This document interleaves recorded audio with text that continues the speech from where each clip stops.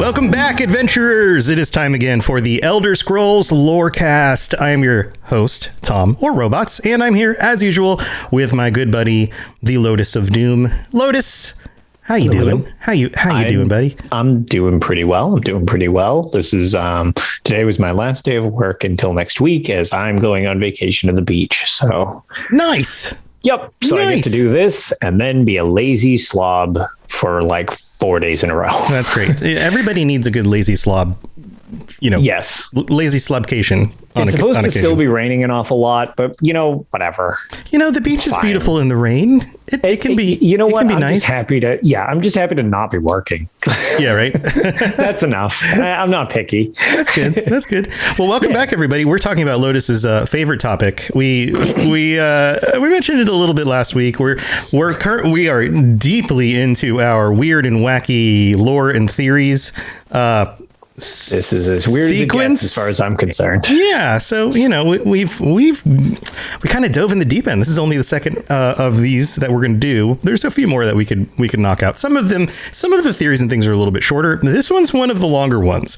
And what we're talking about today is Coda. We've talked about Coda a little bit, and we're going to go into this in detail. And I think we might cover this in a little bit different way than we normally do, because, friends, I want the weird to soak into your soul. I want to immerse you. I want to baptize you in the fluids of the Kirkbridean fluids. There you go. That's not a noun I want anywhere near anything from Kirkbride. We're just gonna douse so many innuendos. I don't feel like fluids is good here. We're gonna douse you and just make it saturate your every part of your being. Wow. And right. So this is the second in our weird and wacky series. If you didn't listen to the last one, go back and listen to that one, because that one's a good one as well. This is part of why I love the Elder Scrolls stuff, is because of the weird and wacky stuff.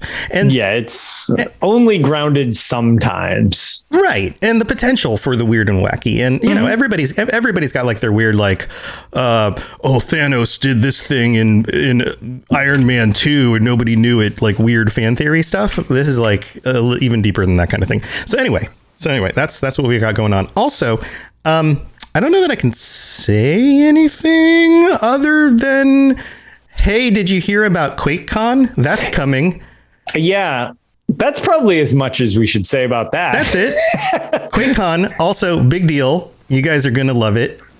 You should tune into that in a few weeks, and it's going to be awesome. There's going to be all sorts of cool stuff. I personally enjoy QuakeCon. Yes, so QuakeCon. I wish QuakeCon actually had a little more Quake. I really want a new Quake game. I'm not going to lie. Yeah, I know. I Quake. Like the one that's out, but I actually really like Quake. I love the like Quake 1 style Quake. Yeah, stuff. The old school arena shooter. That had such a weird. All right, this isn't a Quake cast. Yeah, this isn't a Quake cast. The setting's real cool. Settings real cool. All right, so just we'll give you a little nudge. Better go check it out. It's gonna be awesome. All right, so Coda, and it's spelled C0DA, Coda. And so what is Coda? So let's just get into this from the beginning. Coda is a script for a 64-page digital graphic novel authorized by the ex-developer Michael Kirkbride, who we talked about last week when we talked about Pelennor Whitestrake. Pelennor was one of his creations. And I did get on our YouTube video, somebody corrected me and said that Pelennor actually shows up in Redguard, although I didn't realize that. So Maybe I was wrong about. Remember that? Yeah, I didn't find info about that either. I played that a while ago. I need to replay that on stream, but I played that years ago. Interesting. I don't remember Pelennor being in. Yeah, I'll have to look more into that. I'm glad that was mentioned then, because I don't recall that. Yeah, so I don't know much about that either. I haven't been able to find more info about that yet, but mostly because I didn't think to look up more stuff about it until right now that I'm thinking about it. So I'll have to dig into that some more. But today we're talking about Coda. So this is a graphic novel or at least a script, and it reads like a script. So we're not going to read it out, because reading a script on a podcast is weird. It doesn't really work very well, but we are going to go over a summary of this. And like I said, I want to immerse you guys in the weird that is Coda, but a little bit more about it before we get into it. So Coda's background is introduced in the text, a love letter from the Fifth Era, the true purpose of Tamriel, which brings some insight into a few aspects of Coda's lore, most importantly, the concept of the Amaranth. The Amaranth is a state that lies beyond all existence and the means to create a brand new universe. It was designed to present the natural endpoint of the Elder Scrolls mythology. Coda's timeline officially begins with the current unreleased text known as Dies Irae, so Irae, said to feature a catastrophe resulting in the death of the Three Good Daedra. A lot of this stuff is reference to Morrowind and Dunmerry kinds of lore and culture. It continues. This is very much Morrowind tie-in. Like it's basically, it's almost the way I've always looked at Coda, just before we delve into it too much, is kind of like if you drop Oblivion and Skyrim and ESO and pretty much anything that comes after Morrowind and you let Michael Kirkbride do Elder Scrolls 4, this is more of the direction of that. Right. So that's kind of just has always had the flow to it. And obviously, as we just mentioned with the Fifth Era, it jumps a bit ahead, more so than the games already jump ahead. Yes. Yeah. It takes place in the end of the Fifth Era, which would tie it into, like, for example, Skyrim is the beginning of the Fifth Era. So this would be like way later in the Fifth Era because technology and things are very different in this.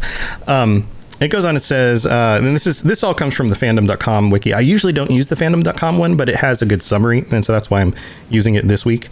It continues with the short text, The Prophet of Landfall, which depicts the arrival of the Numidium and the very beginning of Landfall. Numidium, if you guys recall what that is, that was the big robot thing that was created. Also, just because I know that it would cause me to scream at my speakers as well. Skyrim was technically the Fourth Era. I just wanted to double. You're right.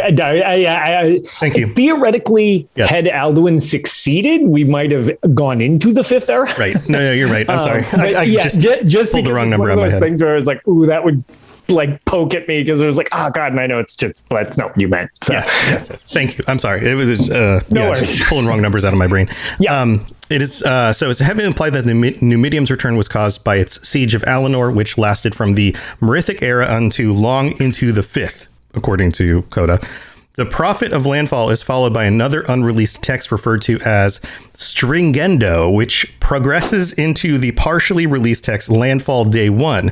This text depicts the events leading up to the refugees escaping Nirn on a ship known as the Wonderweir. Not Wonderwall, Wonderweir, including the erasure of the Altmer race and the Nerevarines' confrontation with the Numidium, utilizing Akulakon. Maybe that's how you pronounce it? Akulakon. Ooh, Akulakon sounds kind of neat. Akulakon. I like that. The subsequent and final text is Coda itself, bringing a hypothetical end and new beginning to the Elder Scrolls lore. So this is, again, this is deep stuff. It's fairly wacky and weird, and we're gonna get into it. One other thing I wanted to note before we read it is, according to the fandom site, the main purpose of Coda was to encourage the idea of the Elder Scrolls lore as a living open source world that anyone can freely contribute to and reinterpret in their own personal manners. For this reason, Coda was released alongside the website Tomorrowwind Today, a site for other people to feature their own stories. The text itself cannot really be interpreted as canon. More so, it attempts to persuade the reader to deconstruct the idea of canon entirely. The story was also designed to address several of the mysterious concepts introduced in some of Kirkbride's earlier works, as well as the Elder Scrolls 3 Morrowind. So I think this is where a lot of the confusion comes in. Because we get like, okay, this is to inspire you guys to use the foundation of the lore however you want, to write your own stories and create your own worlds and expansions on the lore, right? Like, create fan fiction is basically what this is saying. But then at the same time, it's saying it's not lore, it's not actual official canon. But at the same time, it works out some more of the concepts that were in Morrowind in ways that may have been originally intended? Question mark. It's also... So as much as I've made it known that like this is not super my thing, but it's not like I want to convince anybody else that this is bad. It's just not something I personally like an awful lot. Although at the same time, it's not without some kind of neat things to it. One of which is this to me has always kind of been interesting just because with Elder Scrolls Online and with talks, publicly with the lore master, where they're like, the lore is yours and it's all about these interpretations. It's almost like this is an even more extreme version of that. Like they actually reined it in on and that's one of the things that a lot of people are like, oh, well, there's canon. And then there's it's like, actually, nowadays it's actually more organized than even it was before because of stuff like this, where it was so much more open or intended to be open from Kirkbride's thing, which that is cool. That's one aspect of the series that I like. It's everybody's interpretation. There's no hard, this happened. Well, I mean, things do happen, but it's always in real life, when something happens, oftentimes the recounting of said stories are those that carried it on, which tend to be the victors, and you get their spin on it. Right. That's kind of how all of Elder Scrolls is told, except it's not always from the victor's perspective sometimes, based on who you work with. So it's just a feature of the game I really like. And this is almost like an even more involved version of that idea. Right. We never do get to objective truth. And just like in reality, we never get to objective truth. Most people operate like they have objective truth, but the truth is, ironically, the truth seems to be that we don't get to objective truth, even though that sounds like an objective truth statement. And actually, before we move on, so TES Benefactor from the Imperial Library is actually with us in chat. And one thing that I did not know is when when it first came out, Michael Kirkbride apparently tried to abolish the idea of canon from the series, which totally makes sense. Yeah, that is totally in line with this. That tracks perfectly. So that's an interesting little tidbit that I did not know about. Yeah. Yeah. So here, let's get into it. And I don't know if I will read this. The summary is fairly long. I don't know if I'll read the entire summary all at once without stopping, but I want to. The summary is big.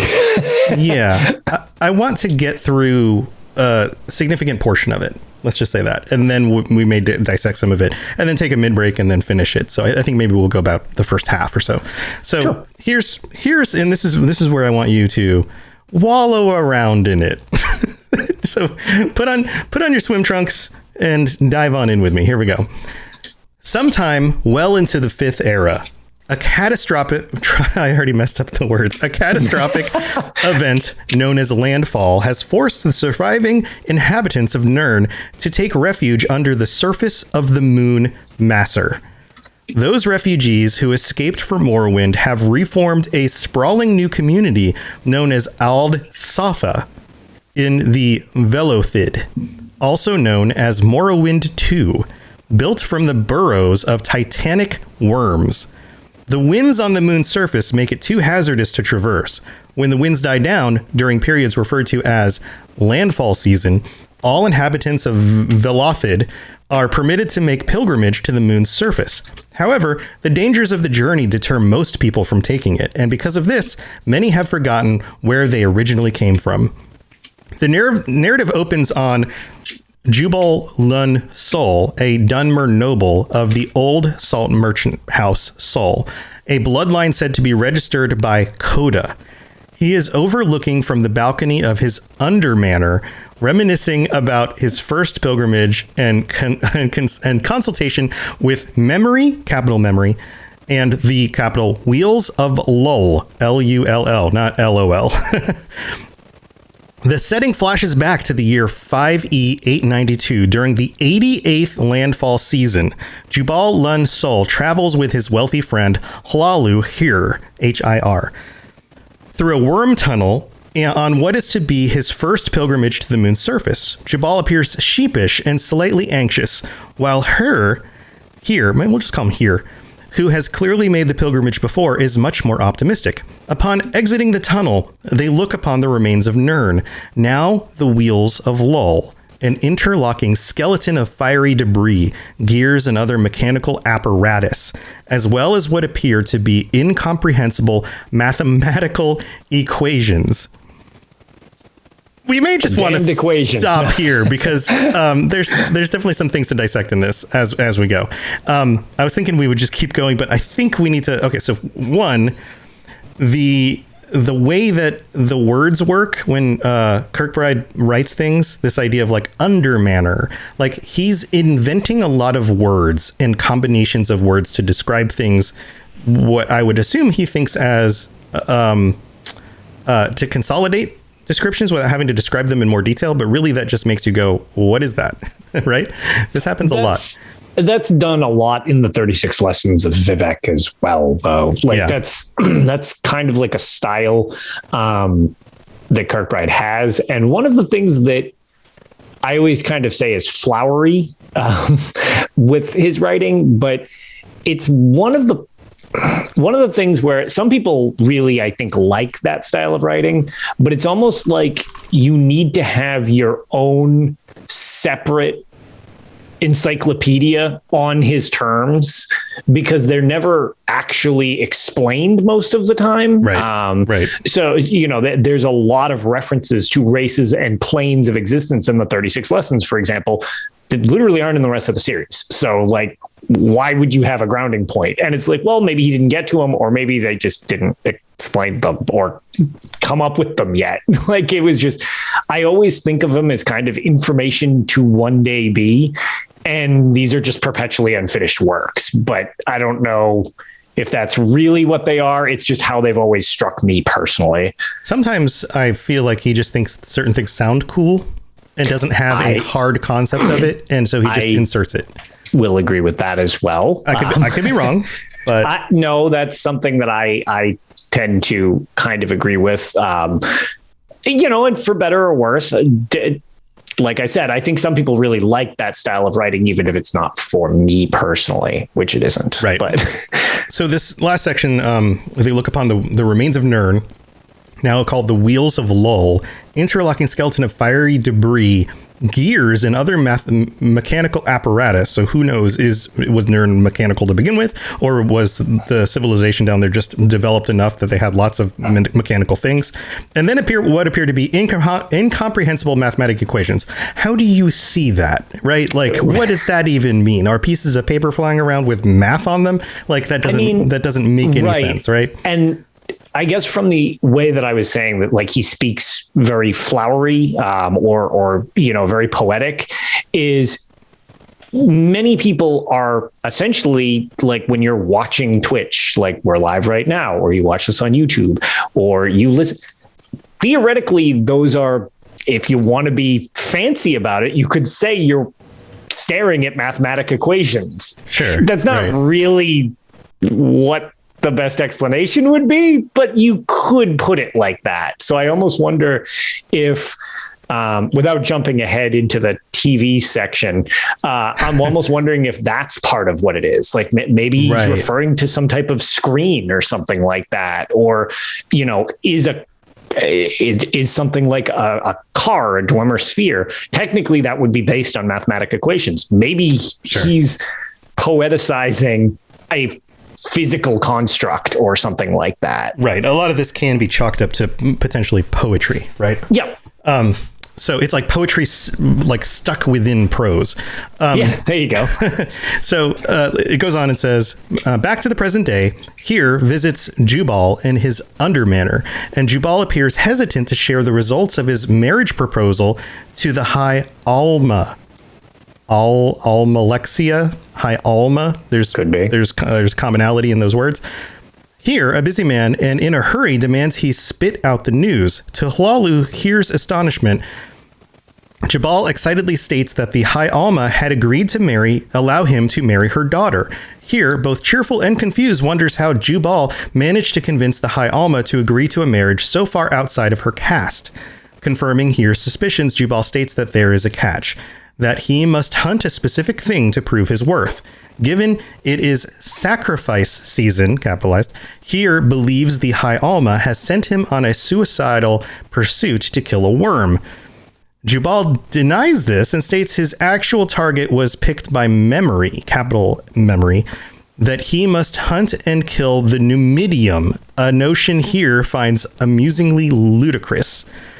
Jubal Loonsol and Hlalu here travel together to a corner club owned by Here. Sitting in a booth, Jubal says he needs a cat, a request that Here is reluctant to fill but eventually gives into. A skinny Khajiit comes to their table and hands over a bag of skooma on the house, which Jubal smokes from a pipe.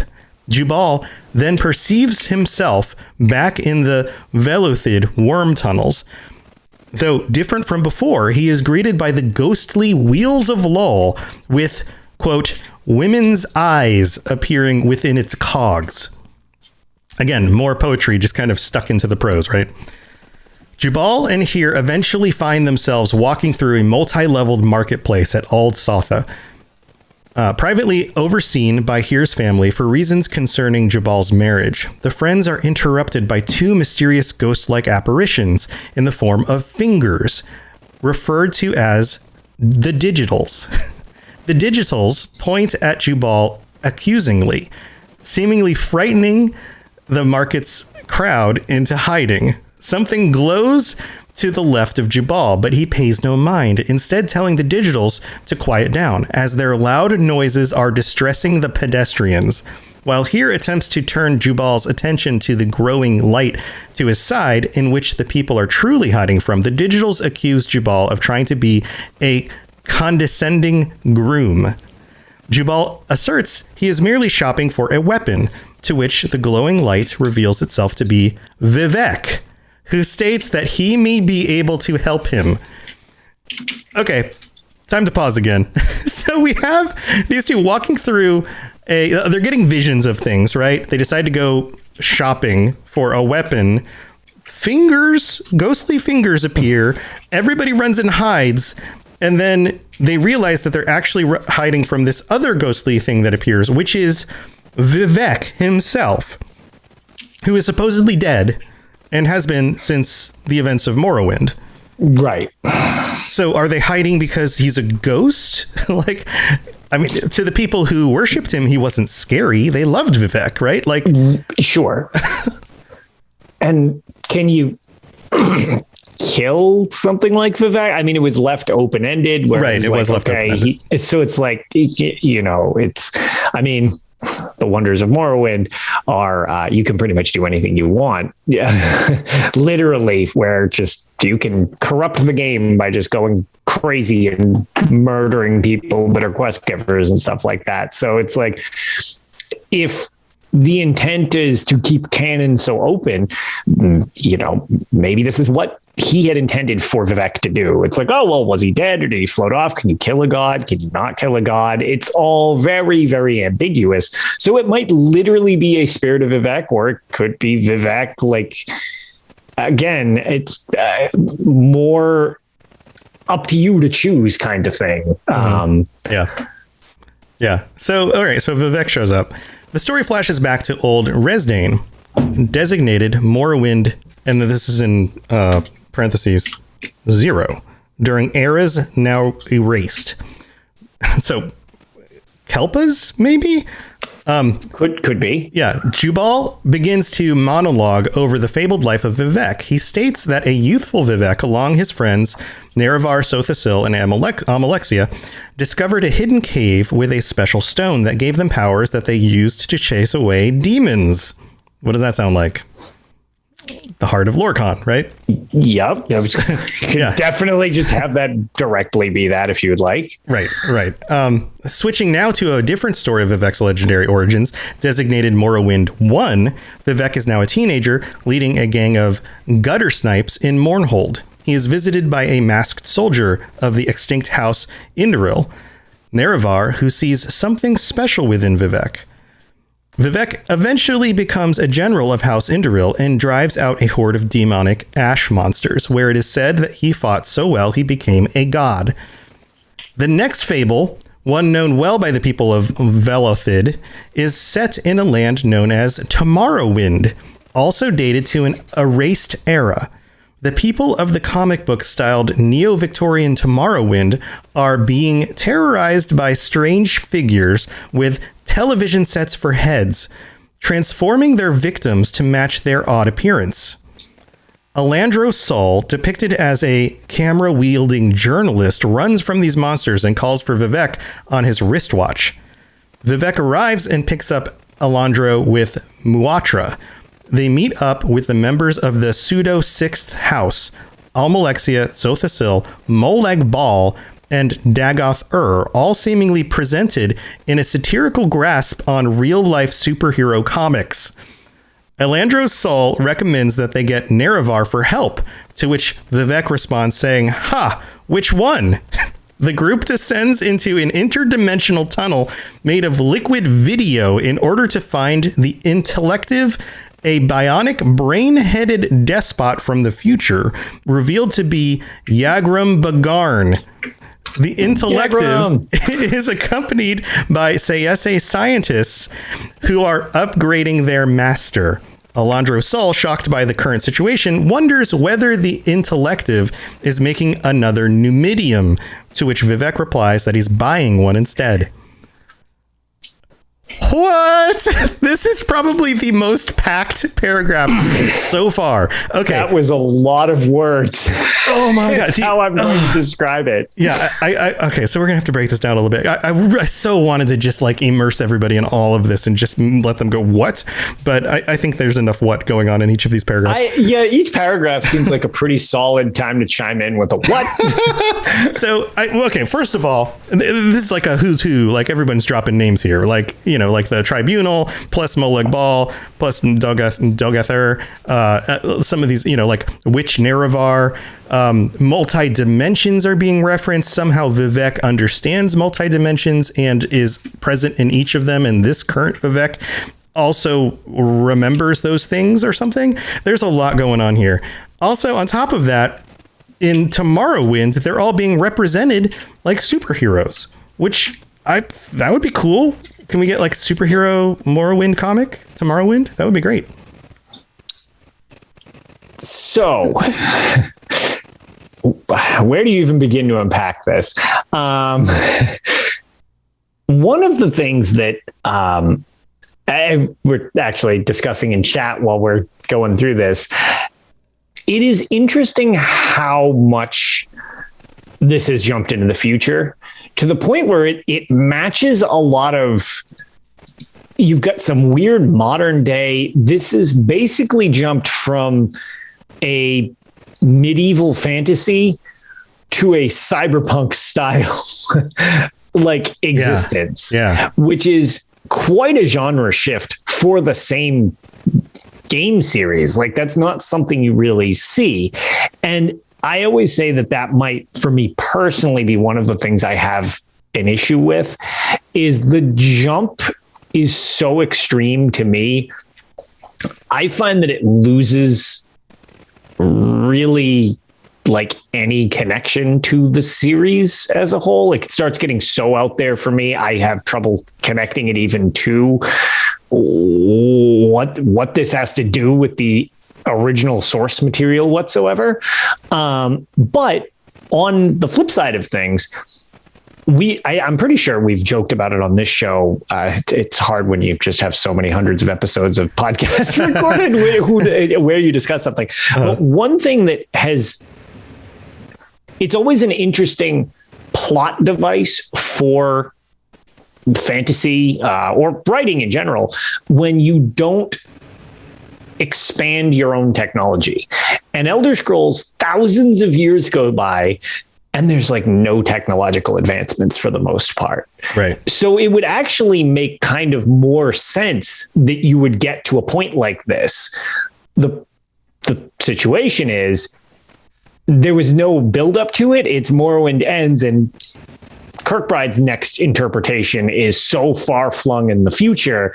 You have a lot of these mysteries that were left, in terms of Vivek. What happened to Vivek?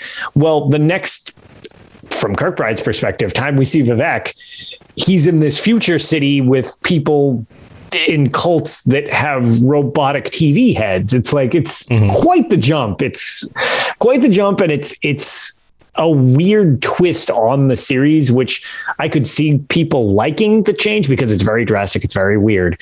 But at the same time, for me, I'm just like, okay, well, we really, so we're just living on the moon with space people, literally at this point is where we've devolved to pretty much. Yeah. I think one of the ways to consider this is if there are multiple worlds, multiple dimensions, multiple Kelpas, which seems to be a very Kirkbridean concept. Yes. This is being written from a different Kelpa than, say, the one that all of the rest of the games in the series are in.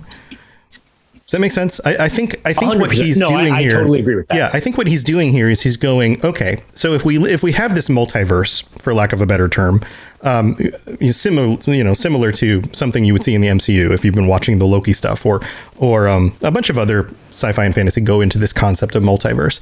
But if the Elder Scrolls exists within some sort of multiverse, cyclical system, and some of the characters in the Elder Scrolls are powerful enough to then somehow exist outside of that, then they would have knowledge of the entire multiverse. And this story takes place in a version of Tamriel that doesn't happen in the games.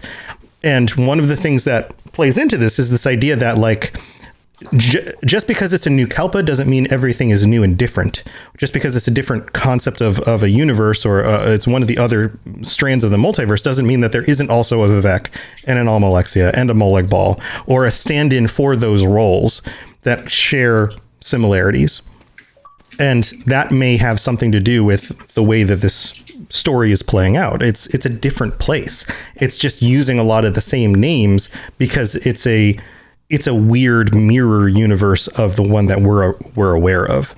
Right. But it has gone down a very different path. Yes.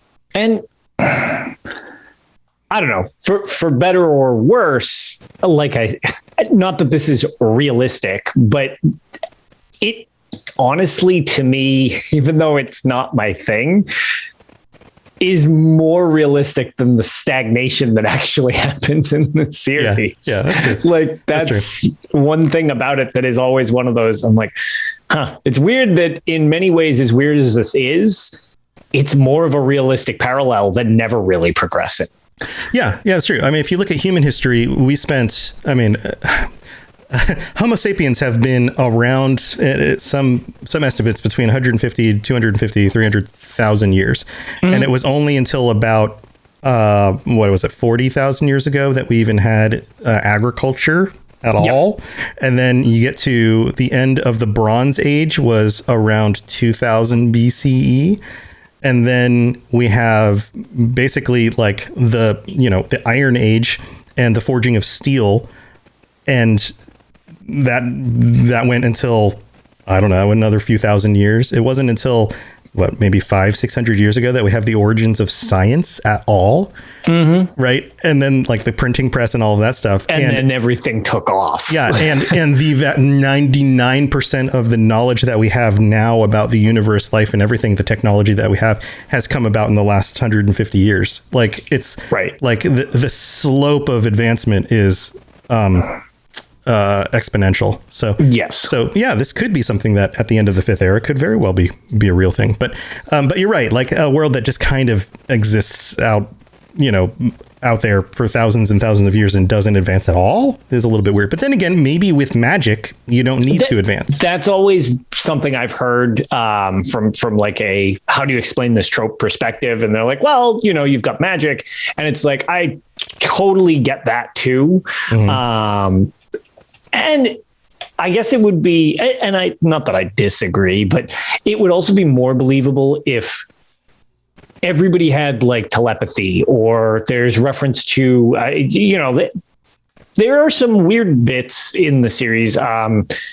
In one of the public dungeons in Elder Scrolls Online, you find out that the Dwemer weren't just telepathic necessarily. They had this weird little helmet apparatus that allowed them to use like tonal frequencies to contact each other. Right. And I'm like, Okay, so cell phones, like cell phone hats. They had cell phone hats, like, yeah. So it's like, I guess what it is when this much technology is thrust to the forefront, it's a little more jarring than kind of subtly having it floating around in the series, or total stagnation, which fits with the theme maybe more, but is less quote unquote realistic or probable. I guess probable is a little better than realistic, because none of this is supposed to be realistic. That's not really the point. Sure.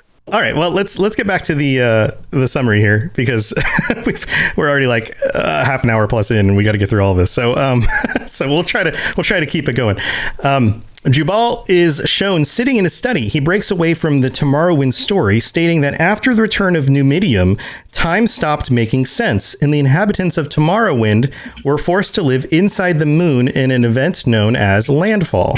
However, Jubal believes he has found a way to escape from Landfall. He also believes his ancestor, Ald Southa, knew how to escape too. The setting returns to Tomorrowwind in a reminiscent documentation of the whole ordeal. Ald Southa narrates his memories of Vivek and the pseudo-sixth house, praising them as super people, capable of doing the impossible to save the world. He concludes by saying that he can't imagine a world where their kind of impossible isn't possible. Back to the Ald Southa marketplace, Jubal tells Vivek he is not supposed to see him yet. Vivek then teleports himself and Jubal back to the Sol Under Manor, where Jubal states that the people who just witnessed him teleport are going to think he is cheating. Vivek vanishes after Jubal turns his back on him, which makes Jubal believe Vivek has forgotten the things he had once said, a flaw he intends to fix. Following this, Jubal walks over to his balcony and calls upon his servitor to send a micro-wasp missile message to Halalu here immediately. This is like, there's so much in this part that is like super people. It's going back and forth between the setting of Tomorrowwind and then Ald Southa in the marketplace, and Jubal talking with Vivek, and Vivek forgetting things and then realizing that he shouldn't be teleporting people because he's, quote, cheating what? Cheating at life, right? Cheating at life. I will say, this is totally surface level too, but I can't with Tomorrowwind. I get it, like, because when you think about it, like, New England. Okay, all you did was just add new to England. It's the same thing. So Tomorrowwind isn't even that, but it's just, oh my God, it sounds so cringe. Yeah, no, totally. It sounds like one of those movies that gets like that was clearly a C-. Yeah. Right. On the flip side, Landfall, I think, is a really cool name for like a catastrophic event. So that sounds awesome. It's like Redfall before Redfall was a different game entirely, and the community had to understand that they weren't all correct. And it wasn't Elder Scrolls 6. That's true. Yeah. All right. So here, why don't we take a break, because we're halfway through the episode. We're going to go thank our patrons, and then we'll come back with the second half of the summary, because this isn't the end of how weird it gets. The skies are marked with numberless sparks, each a fire, and every one a sign. All right, here we are in the middle of the show, thanking our patrons. And you know what, Lotus? We hit 50. We got 50 patrons. Welcome to our new patrons, and thank you especially to our tier 5 patrons who get a call out every week. Daniel O and Noodle Al Dente, thank you, friends. And thank you to all the patrons, including our tier 1, tier 2, tier 3, and tier 4 patrons. If you would like to join us on an episode of the Elder Scrolls Lorecast, which will be in 2 weeks on the 29th, at the end of the month, then if you are a tier 4 supporter or higher, then you get to join us and we can talk about whatever topics you want. You know what I think would be really fun, Lotus, is to discuss some of our patrons' own like headcanon that they've come up with just playing through the games, things that may or may not have a whole lot of, truth or in Sea Chaser's game, there are no divines. There are no divines. Yeah. Like we already know his headcanon. Yeah. I love it. Yeah. But I think this would be really cool, like a headcanon episode. So if you want to talk about your headcanon and your experiences playing these games, then come on, join the club. Join the club, friends. Maybe we could hit 55 patrons by the end of the month. That would be insane. That would be amazing. And was Ulfric Stormcloak actually a plant? Who knows? Yeah, who knows? Was he an actual physical plant? Maybe. Yeah, was he actually Nernroot?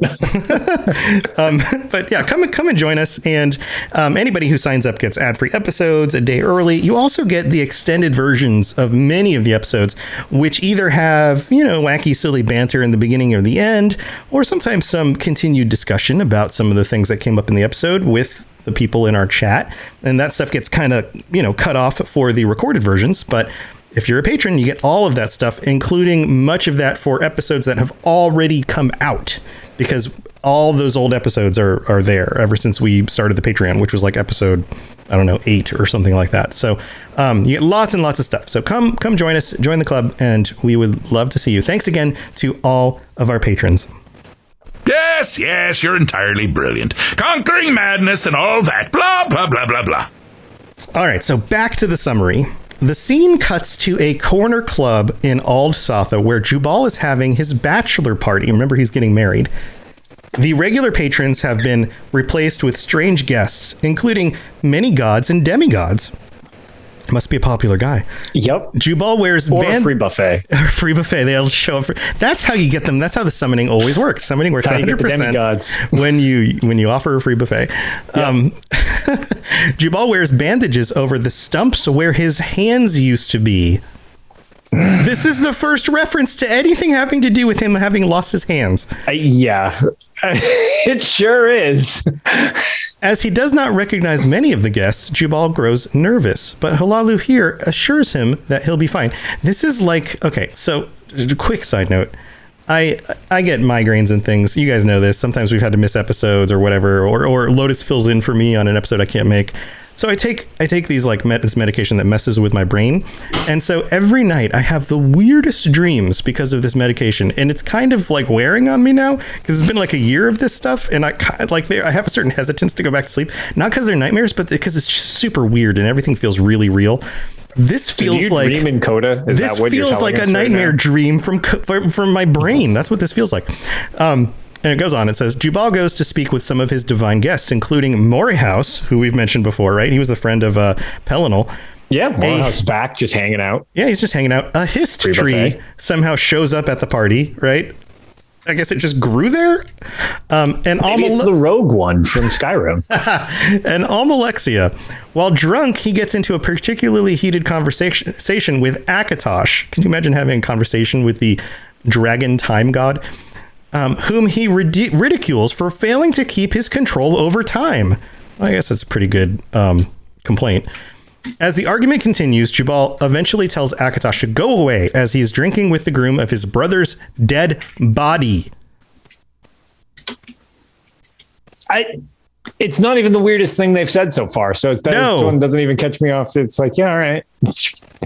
No, yes. It's just Weekend at Bernie's here. Yeah. Nobody's going to get that reference. So somebody's like walking Lorcan around. Like, what is going on here?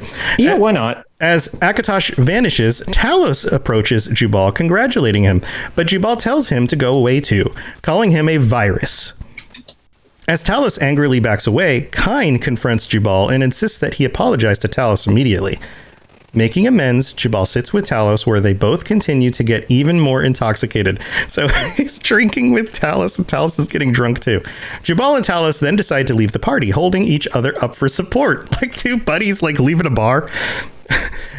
Contemplating the argument they just had, Talos demands to know why Jubal called him a virus.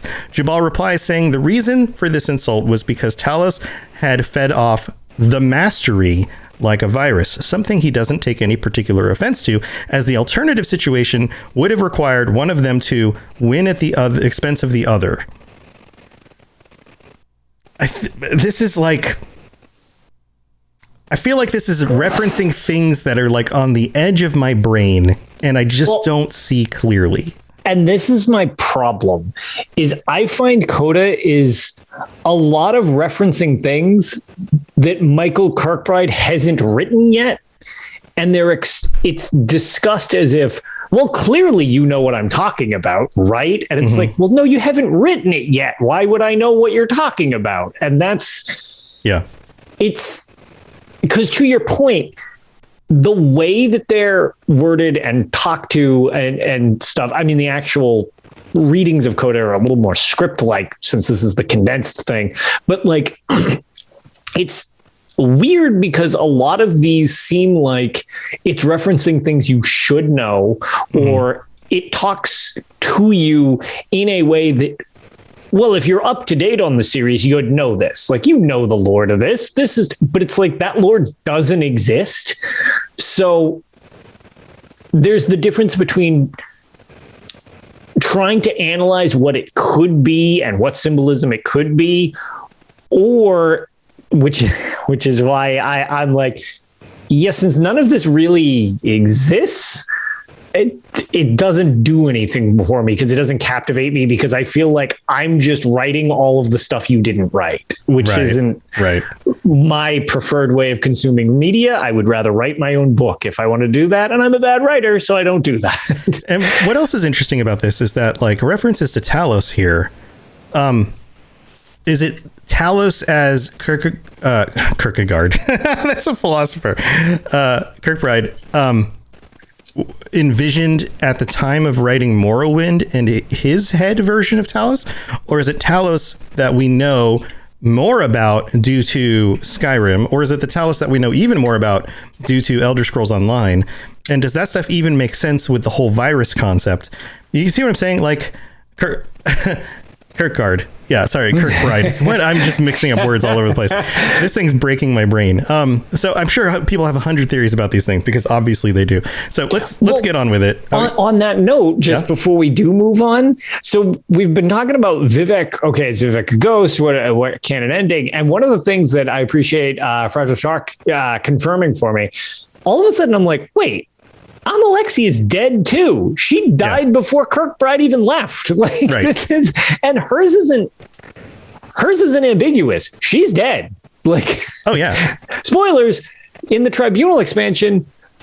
Murder orgy. She kills Sophia, so she dies. Like, she goes nuts. Like that one's not even ambiguous. So she's just hanging out. She's back, I guess. That's fine. Mother Morrowind is apparently also eternal and lives on the moon. So no, it's clearly a different timeline, because the Numidium continued sieging Alinor forever. Which that's that timeline, and to that point, Dragon Breaks as a concept, which are really neat for the series, but they're also a get out of jail free card that can be used. You can Dragon Break your way into this if you want. Like, and it doesn't even, that's why I don't get too hung up on lore canon, because it's like, well, I mean, everything happened all the same time. The fact that there is no definitive, just a single timeline. So right. All right. So it goes on. It says Talos and Jubal Loonsoul exit the subterranean tunnels leading to the surface of the moon. There, Jubal points to the remains of Nirn, stating that the arena. Remember how Nirn used to be called the Arena? Was where they used to live. Jubal goes on to say that from the beginning, the only reason they were put there was to fight, which is a notion he doesn't quite understand. Talos, as he begins to transform into Lorcan, tells Jubal that he is lying and that anyone who has cut off their own hands already understands. Jubal had the arena in reach, but decided to refuse it. He's turning into Lorcan. So is this a hint that Talos and Lorcan were always the same? Right. Which I guess, to be fair, I had been a while since I had reviewed this, but when this part came up, it was like, maybe that lends the credence to a lot of people's idea that Talos is Lorcan. It's like, it seems like it's actually much more from this than I ever remembered. It's like, oh, okay, so that's where people were grabbing that idea. Right. I mean, there are some other similarities. Like you can make that argument, sure. Yeah, this is an interesting one. That's like, oh, okay, yep. If you go by Kirkbride, then actually, it seems like this could definitely be a thing. Mm-hmm. Knowing time was almost up, Jubal begins to meditate. Sorry. And just as Lorcan decides to leave, Jubal takes back his insult of calling him a virus and instead refers to him as a preacher.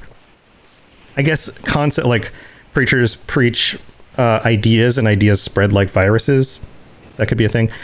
As he sits meditating, Jubal Lunsoul is finally visited by the massive spiky Numidium. Jubal greets the Numidium. Hello, giant thing. Who only replies with empty speech bubbles. Like this is, I guess this is written like it's a visual novel, right? So yeah, they would not be saying anything. Like what would the use of putting an empty speech, like just like ... maybe? It's like you're typing in an MMO and the little speech bubble comes above somebody's head, but nothing comes out. Says ... I assume that's and given the circumstances, I assume that's literally what's popping out of people's heads during this with actual like sounds, because it's like, okay, this is clearly the type of situation we're in. So it's like, yep, people are manifesting little speech bubbles, I assume. I guess so, right? And it makes sense if this was like if that's the concept, is it's a visual novel. So let's review this. Jubal greets the Numidium, who only replies with empty speech bubbles, stating he has to kill it now. Hello, Numidium, I must kill you. As he promised no tricks, the Numidium agrees to shrink to Jubal's size for the time being. Jubal decides to start his confrontation with the contrarian Numidium by reciting scriptures from each of their respective cultures, the Dunmer and the Dwemer. Beginning with the words of his people, Jubal delivers a line from Sermon 11 from Vivek's writings. According to the codes of Mafala, there is no difference between the theorist and the terrorist. Even the most cherished desire disappears in their hands. This is why Mafala has black hands. Bring both of yours to every argument. The one-handed king finds no remedy. When you approach God, however, cut both of them off.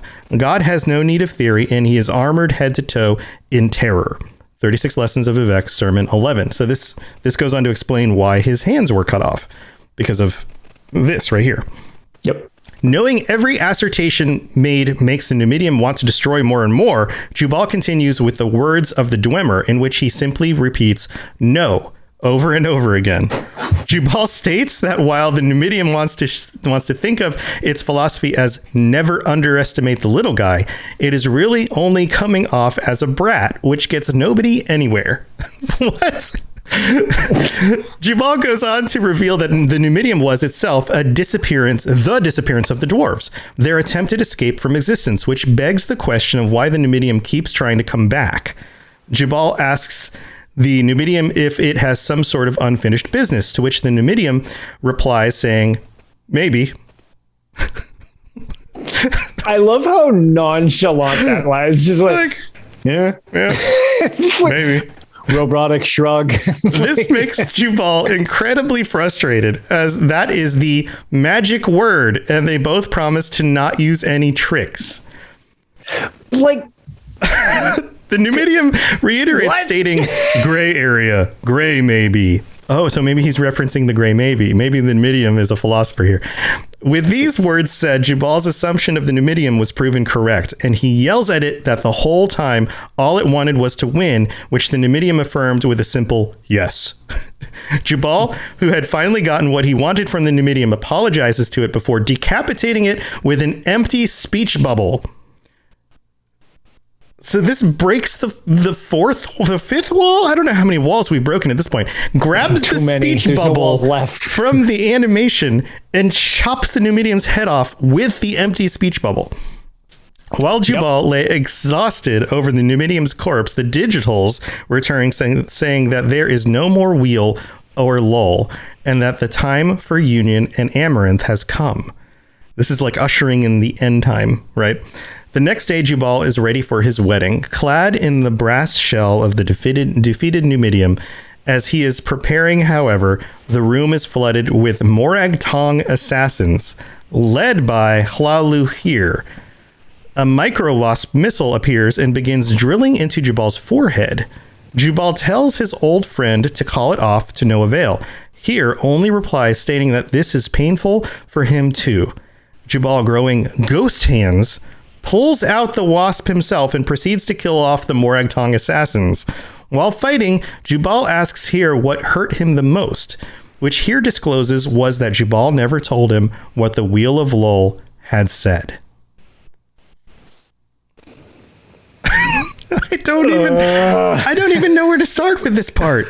How about we we start with just like, so all I can, again, if this is your type of writing, I don't mean to disparage you, because I do like a lot of Michael Kirkbride's ideas, but the one thing that I just like imagery to these things when listening to this, one of my favorite images of this is just casually a weird thing like, oh, it's just drilling into my forehead. Would you please make this stop? And it's like, nah, I can't help you, man. Sorry, it hurts me too, friend. Yeah, but I have to do it. Well, fine. I'm going to spawn ghost hands out of my nubs, which I cut off out of my nubs intentionally in order not to have hands. But now I do have hands. But now I do have hands because it's convenient to me to have hands. Because I need to pull something out of my head, right? So I do that in this just weird for the sake of weird situation, as far as I'm concerned. But the thing that I just love is the idea of just all of these Morag Tong assassins literally just hanging out, having snacks because, it's a wedding, and just not really doing anything. They're just there for some reason other than people know what Morag Tongs are. And he just goes on a killing spree and just like wipes all of these people out, just obliterating them. And Fragile Shark actually brings up, I appreciate everybody's like input through this up front from the live chat, because there's so many interpretations to this stuff. I love hearing different ones. Yeah. The Morag Tong could possibly be a reference to an aforementioned Black Hands of Mephala, which that's pretty cool, because even though the Morag Tong is like the kind of like other Assassins Guild, you've got the very blatant tie-in to the Dark Brotherhood as well. So it's like, that's an interesting, like interpretation of that as well. But it's just the scene itself to me is so completely ludicrous. And that's just kind of, I don't know, call me too literal, but that's one of the things that I get so hung up on this, where it's just like, you're just describing weird scenes for the sake of being like, I can out weird myself in the last paragraph. I'll show you. Right. That's where we get each subsequent thing. And it's like, there's snippets of useful story in and amongst all of the, I've always described it as weird for the sake of weird. So it's like that. It's not that they're devoid of usefulness or actual like content. It's just they're done in such a way that it's like it's almost intentionally obtuse or peculiar to live up to its own need to be obtuse and peculiar, even though you're explaining something that maybe wouldn't be that if you didn't go out of your way to make it so strong in that direction. Right. It's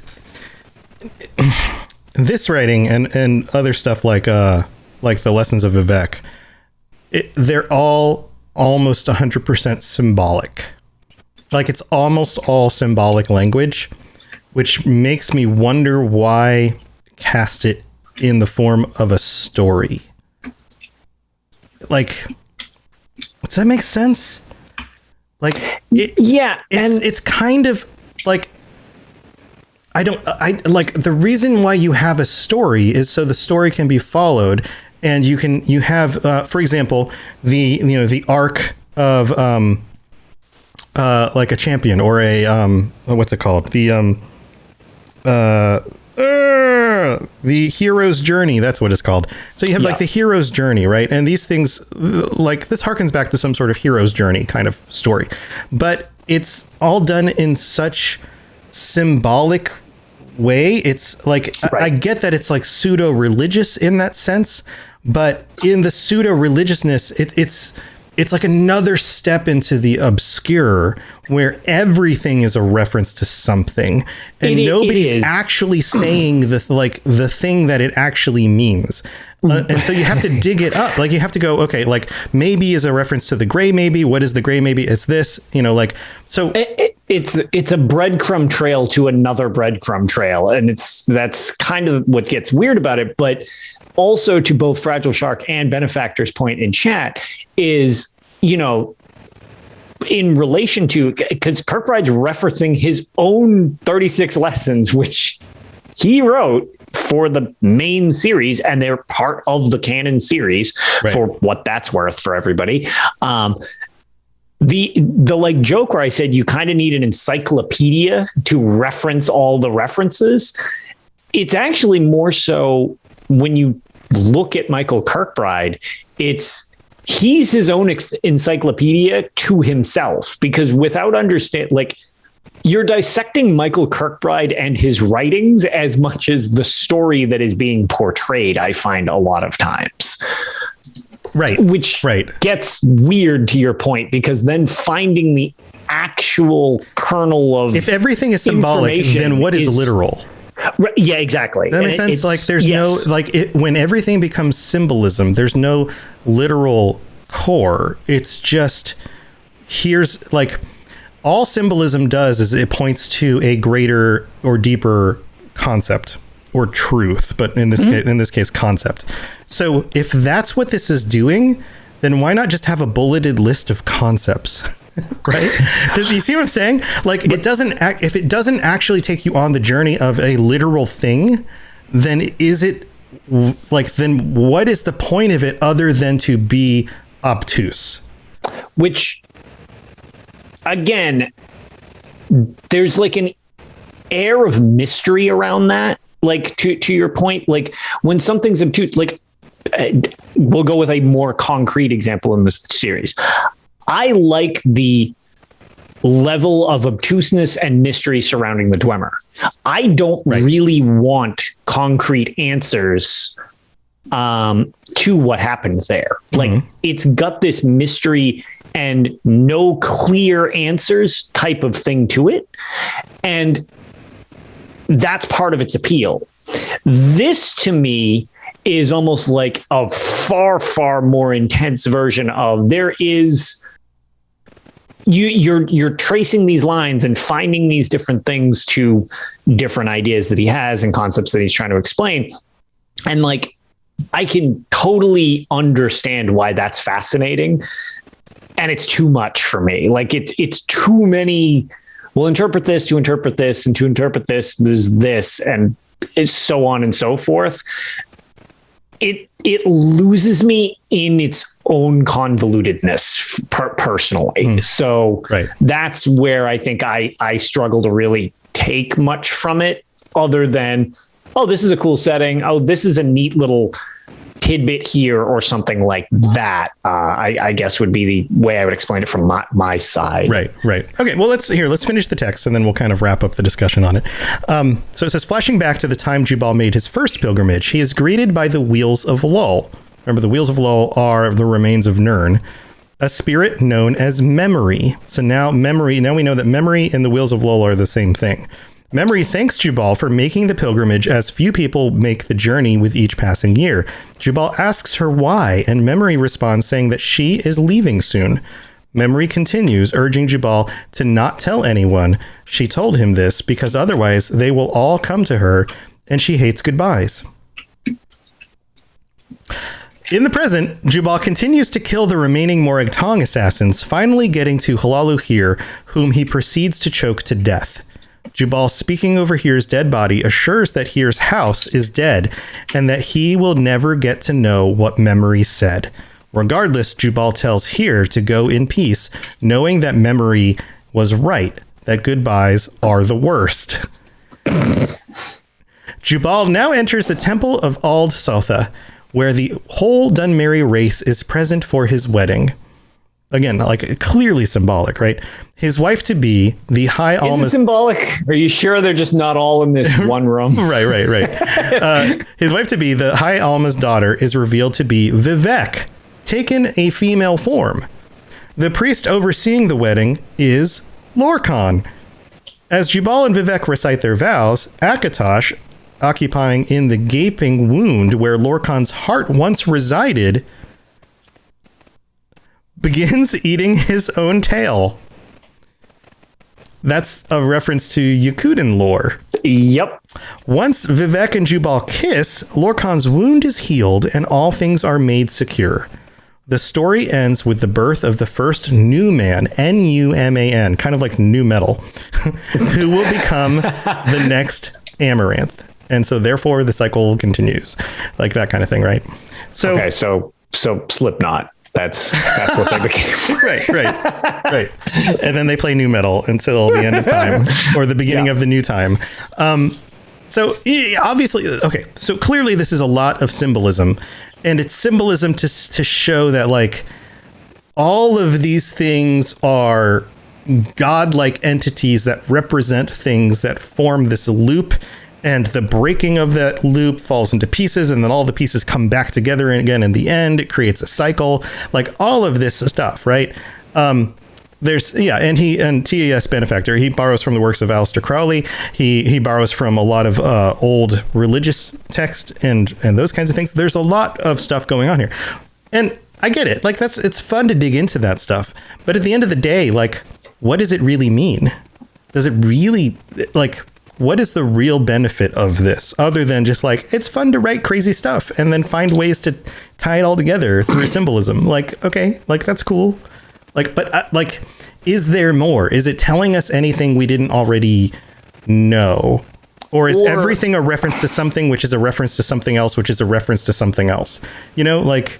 Right. Or to that point, again, maybe that's the master plan behind Michael Kirkbride here, is to the point of like, does it actually tell us anything we didn't already know? Well, maybe the idea is having it just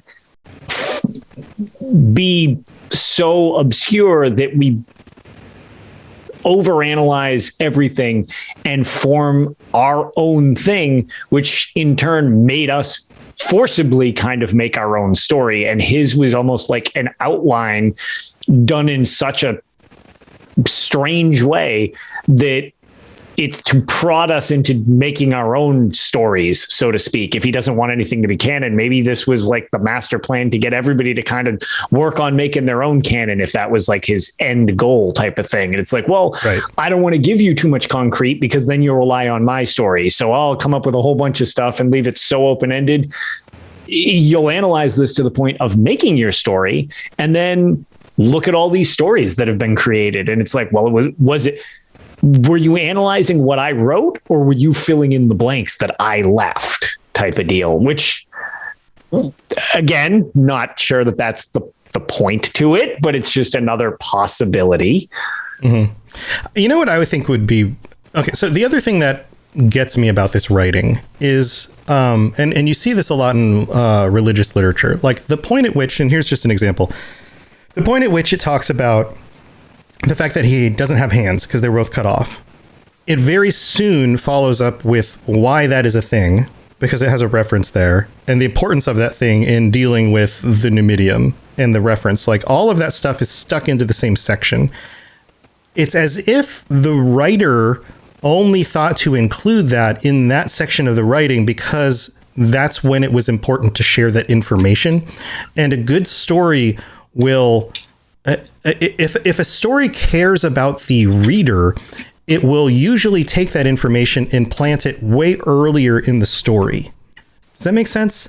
Like when we get a description of Jubal in the beginning, why aren't we given the description that like he looks like this? He is missing two of his hands. He's like take all the things that eventually have important meaning and explain them or note them or foreshadow them earlier in the story so that we get those things into our head, so that we realize that those are paths. And when we see those things come back up later, we remember, oh yeah, I did remember that he didn't have hands. This is why. When you take those important details and you only ever mention them in like a one little short section, because that's where they're important for symbolic reason, it makes them feel like you just came up with that in that moment and then you paid it off right then. And it was like a last minute thought and you didn't actually include it in other stuff earlier. Like, how many times do you watch a good movie and the things that, like, the conversations or the things that are brought up in the first act come to fruition in the third act, and you go, oh, that's why, that's so and so said that thing, and then this thing happened here at the end. Yeah, I get it. Yeah, you know, like right. That stuff brings you through the story. Like, there's a reason why that stuff works. And TES Benefactor says Coda is supposed to be a comic, so in a way he missed artwork would help share the story that isn't in the text. That's true. That's very very But the same true. thing happens, and it's not just Coda. The same thing happens in like Vivek's lessons. Yeah, the 36 lessons. Yeah, oftentimes there are concepts that become important in like lesson 6, and then they only exist in 6 and 7, and they're not brought back up anywhere else, and they weren't hinted at before that, and there is no further. You know, and the idea that like, and then once that concept wasn't useful, all of a sudden he just grows ghost hands, and now he has hands again. You know, like that's not satisfying. Right. You know, like I agree with that. Where it does, it's tropes are tropes. You know, when they're just kind of there until they're not needed, right? Which is it was a weird way of doing things in many cases. But to the comic aspect or the, I mean, you know, a graphic novel kind of way, one very strong point to this series, which I strongly recommend. It is free. You can just Google Coda with a 0 and you'll get there. The artwork to this, even though I don't like Coda, the artwork is really cool.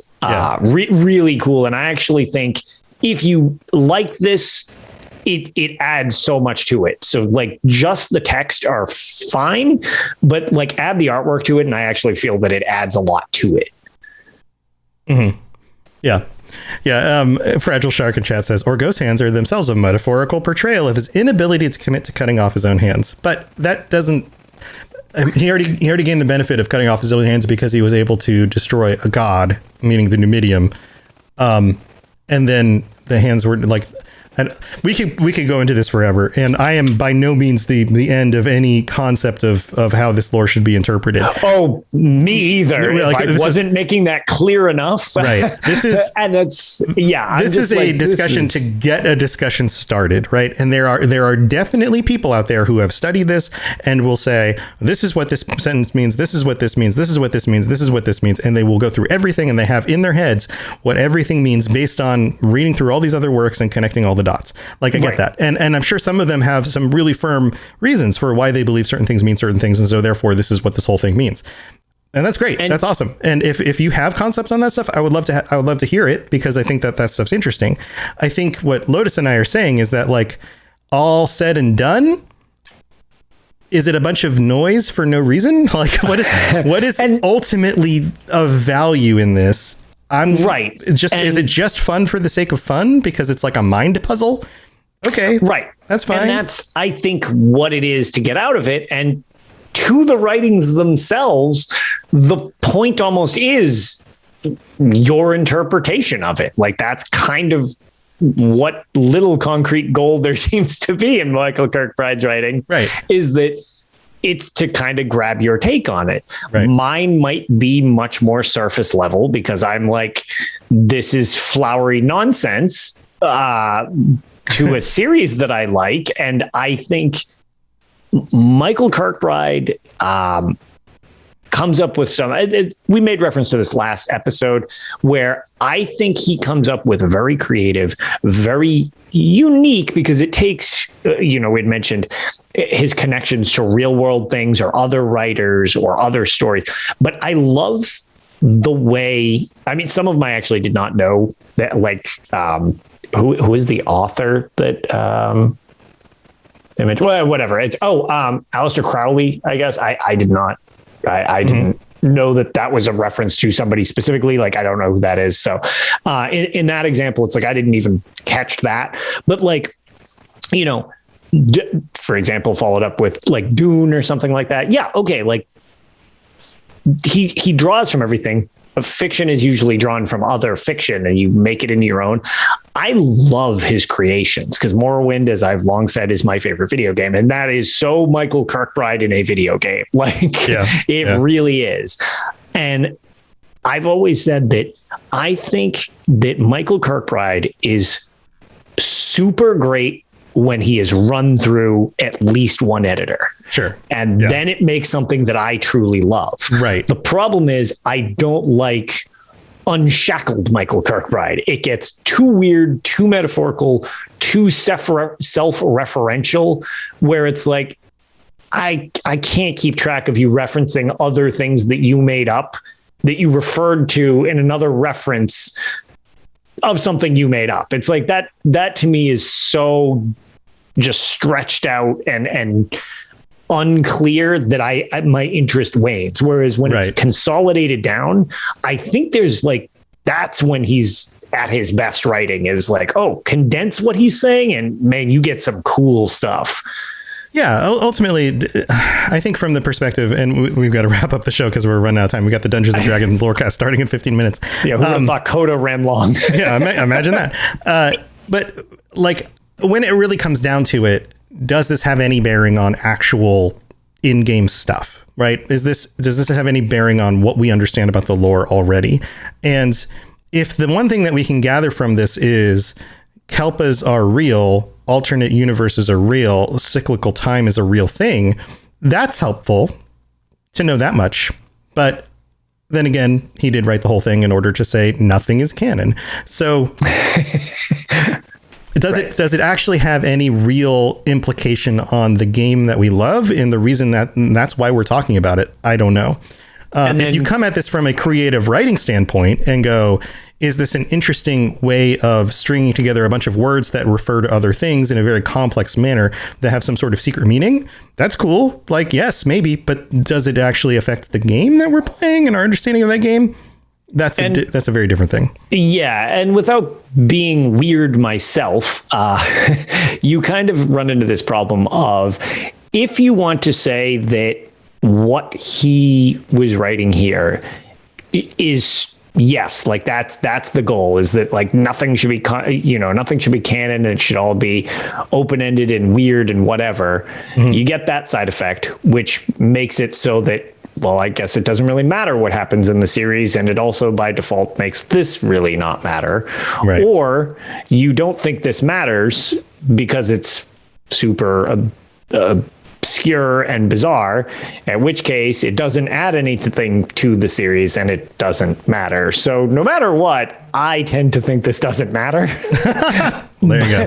But on the flip side, I totally understand the people who really dig this stuff. And it's like, ooh, this is the outside canon material that a lot of people love. Totally understand. It's a little beyond my interest level, but I get it. Yeah, I get it too. Like, being somebody who, has a religion background, like, the symbolism in religious quotes, works. By the way, I don't mean that I actually get it.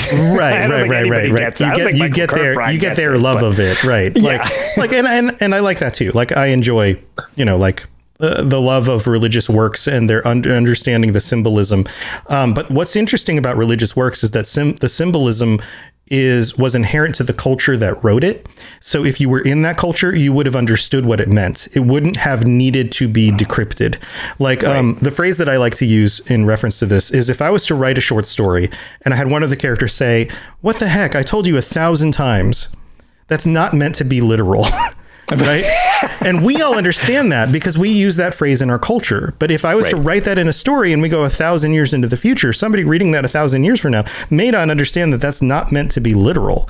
And that's honestly the way religious works work, is that the culture that wrote them, if you were in that culture and you read that, you would get the symbolism. You would get that, like, this character is a joke character. This character is symbolic of something else, and that's what we're missing here. Is that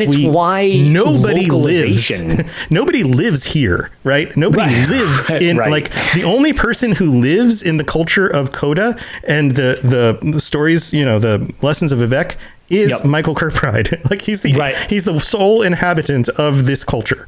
Right. And some people try to learn it, but he's by himself. Yeah, right. You get those different interpretations because it's us looking from the outside in. And to have it just as video games as a whole, localization. I mean, it was much more common back then. A example would be like Final Fantasies. when those were localized, sometimes you lost story parts, or story parts changed because they're like, people aren't going to get this. Yeah, like if we put this absolutely. to the West. So that is on full display when you have religious text and stuff like that. It's a lot of it is in short terms, it's localization to your life as opposed to from one language to another. But it's a culture to a culture. So it's interesting. Yep. Hey, Lotus, we got to wrap up the episode, buddy. Yes. This Are has you been a going to lot be of late fun for your next show? Yeah, it'll be fine. Hey, you know what's fun about the next show is that Stuart, who does the show with me, Dungeons and Dragons Lorecast, is a big fan of Bethesda games, Elder Scrolls and Fallout and all that. They were doing a giveaway. He's in Australia, and it was only available to people in that side of the world. He won the giveaway. He got a Fallout chair and a bunch of other stuff. Like, he was one of the winners. I actually reposted that for all of my New Zealand and Australian friends. Yeah. Like, man, I wish I could. I did the want same that thing. Stream Deck holder. Yeah, I want that Pip-Boy Stream Deck holder. It's so cool. Yeah, I did the same. I saw that giveaway, and I told Stuart, I told the guys from Roll the Cast, who are also on the Robots Radio Network, and I was like, hey, you guys might be interested in this. Go ahead and enter. Yeah, Stuart won. That's nuts. That's awesome. That's so cool. But what do you have going on? What do you want to share before we head out? Actually, until next show, I have straight up nothing because I won't be here. You're on vacation. I'm on vacation, so don't look for my streams. I won't be able to join them on Tales of Tamriel. I will not exist until our next show, most likely. Nice. Hey, if they need another someone to fill your seat, let them know. I should. I was going to say, you can be new me. I could be the new you. Yeah, I like this idea. Yeah, we both have beards. It's true, and we're wearing hats and glasses. We're wearing hats. We're like the same person. Yeah. Sort of. Pretty much. That's awesome, dude. Enjoy your vacation. And 100% I will. Yeah. And I don't know what we have going on here. Of course, we've got all the shows at robotsradio.net, all the fun stuff going on with, the network and all that stuff. We have the Rocket Club. Rocket League is the game my son was playing earlier with his friend. The Robots Radio Rocket Club. So if you're interested in doing your own podcast and want some help with that, I'm happy to do that. We've got a bunch of awesome creators that are part of that community, and check out robotsradio.net for that stuff and all the other shows on the network. If you're looking for more shows, we've got all sorts of lore shows and a bunch of other stuff as well about all the video games and stuff you guys love. So thanks everybody for tuning in. Until next time, try not to go crazy decoding Coda. And if you have any thoughts on any of this stuff you'd like to share, we'd love to hear from you on the Robots Radio Discord. All right, everyone. We'll see you next time. Stay tuned. If you're interested in Dungeons and Dragons, which you should be, stay tuned for that. That will be coming in just about 10 minutes. All right, guys. See you later. Bye, everybody. Thanks for listening to the Elder Scrolls Lorecast. If you have something you'd like to contribute to the show, please reach out to us at elderscrollslorecast@gmail.com or on Twitter @ESO Lorecast. I really appreciate you listening, and I'd love to hear from you soon. You've been listening to a Robots Radio podcast. Smart shows for interesting people. Check out all the shows at robotsradio.net.